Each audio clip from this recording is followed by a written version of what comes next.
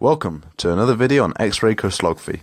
As biochemists, we use X-ray radiation in the determination and generation of protein models, whereas chemists may have used this method in the past for such tasks as bond length determination.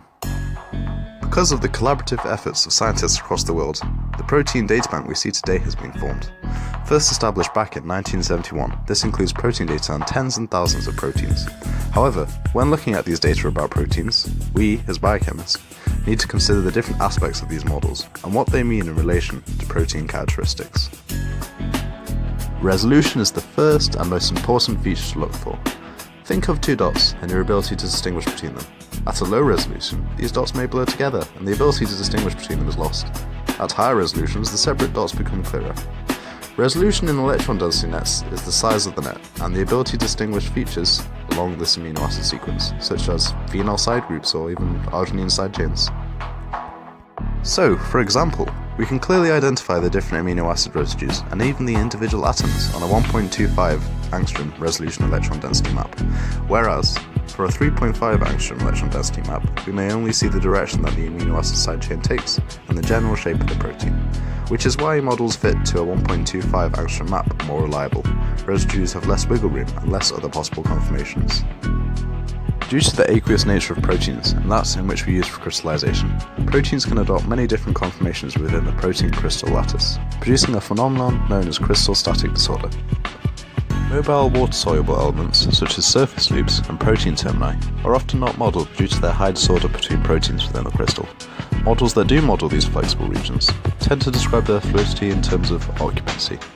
An occupancy of 1 suggests that 100% of the time this feature is found in the suggested position, whereas an occupancy of 0.5 suggests a feature occupies this position 50% of the time. The B factor is another important aspect to consider when looking at these maps. The B factor represents the certainty of whether an atom sits within a certain position within the electron density map. A high B factor represents a high uncertainty as to whether an atom occupies a location, whereas a low B factor tells you a more certain location of an atom within a model. B factors are a good indication of flexibility within a model. Models can be coloured to more easily visualize this movement within the protein. B values can also be used to suggest the locations of bound ligands, as these are very often only bound by weaker bonds, such as van der Waals forces or hydrogen bonding, resulting in more movement compared to other aspects of the covalently bound protein. The protein model can also be coloured based on hydrophobicity and polarity. This is useful as it can suggest how certain interactions with other molecules takes place. For example, polar regions are expected to be on the surface interacting with water molecules in the aqueous cell environment. However, hydrophobic centers on the outside could suggest interaction with other hydrophobic regions on other proteins, or even incorporation in cell membranes. In this case, the positively charged region indicates a molecular binding site. Sometimes regions of electron density can be seen which are disconnected to the main protein. These could be ligands or other interacting molecules that interact with the protein, conforming stability in vivo, such as water. Or they could be molecules used to crystallize the protein. As these structures can be infuriating and difficult to crystallize, bioscientists are going to want to add a wide variety of agents to encourage crystallization. So after all that, you're going to want to know whether to use your model in your protein analysis. As mentioned above, resolution is a key indicator of quality.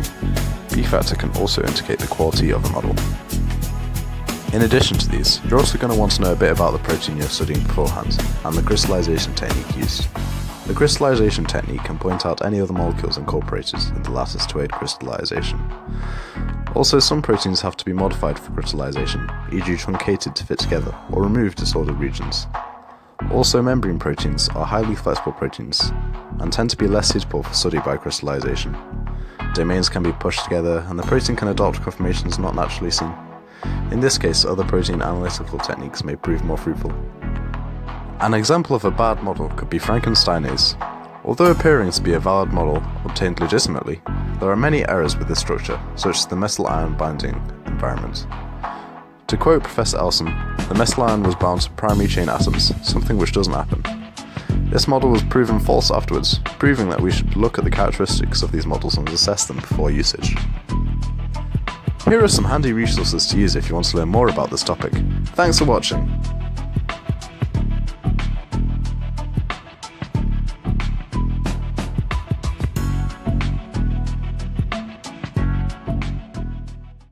created using Powtoon.